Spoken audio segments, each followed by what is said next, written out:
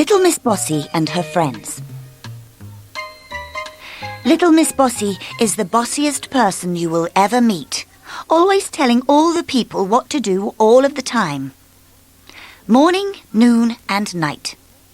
She told Mr. Lazy when to get up, she told Mr. Greedy when to have lunch, and she told Mr. Busy when to go to bed.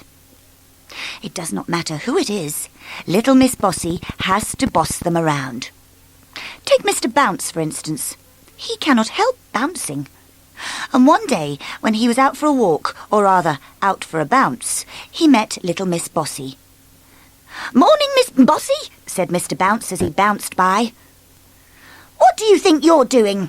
shouted Miss Bossy at the top of her very bossy voice. "Me?" said Mr. Bounce. "I'm bouncing." "Well, stop it this instant," ordered Miss Bossy, and went on her way. "Stop bouncing?" said Mr. Bounce. "Oh, I wish I could." Later on that day, Miss Bossy met Little Miss Shy. When Little Miss Shy saw Miss Bossy, she hid behind a tree. "What do you think you are doing?" snapped Miss Bossy in that very bossy voice of hers. "Hiding," whispered Miss Shy in her very shy voice. "Why on earth are you hiding?" said Miss Bossy. "Because I'm shy," explained Miss Shy. "Well, stop being shy this instant," ordered Miss Bossy, and went on her way. Miss Shy peeped out from behind the tree, and once Miss Bossy was out of sight, she said, "Stop being shy? I wish I could." Now, Little Miss Sunshine got to hear what had happened to Mr. Bounce and Little Miss Shy. "Little Miss Bossy is getting worse.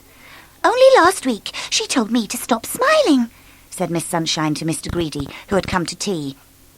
"She told me to stop being greedy," said Mr. Greedy, reaching for his 5th iced bun.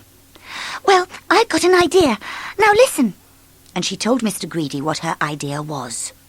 "Good idea," said Mr. Greedy, with his mouth full of his 6th iced bun. Little Miss Sunshine set to work straight away. She wrote a letter to Mr. Muddle, and 2 days later Mr. Muddle telephoned her. "Hello, Mr. Muddle," said Miss Sunshine. "Goodbye," said Mr. Muddle. Little Miss Sunshine smiled to herself. Her idea was going to work. Later that day, Mr. Muddle knocked on Miss Bossy's front door. "What do you want?" demanded Miss Bossy. "I've come to stay," replied Mr. Muddle. "Go away," said Miss Bossy. "Thank you," said Mr. Muddle, and stepped past Miss Bossy into the hall. "Get out of my house!" shouted Miss Bossy. Mr. Muddle went into the living room and sat down. "Can I have a cup of tea?" asked Mr. Muddle. "No, you cannot!" exploded Miss Bossy. Mr. Muddle went into Miss Bossy's kitchen and made himself a cup of tea. There was nothing Miss Bossy could do. Mr. Muddle was there to stay. Because Mr. Muddle, as you will already have noticed, was the sort of person who got things muddled up. As hard as Miss Bossy tried to boss him around, the more muddled Mr. Muddle became.